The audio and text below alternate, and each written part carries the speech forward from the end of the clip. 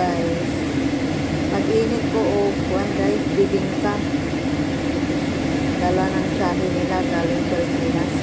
Pumunta dito kasi sa Hong Kong. Kaya may dalang bibingka. Yung iba kasi binigay ng sa kaibigan, saka sa anak, at saka mga sa kapatid. Kaya dalawa na lang ang naniwan. Mahina lang ang apoy niya guys. Hindi mo makikita yung apoy. Kunti lang. Lang.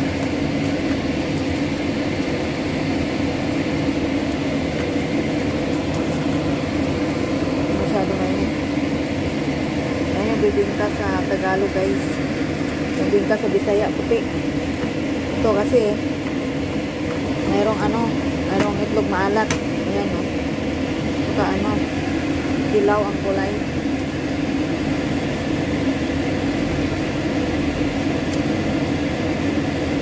Salamat sa panonood guys. Hello guys, lagyan natin ng butter. Ayan.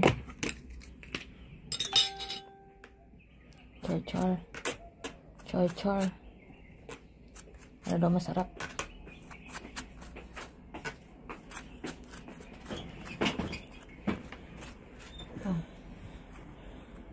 Maubos kaya natin.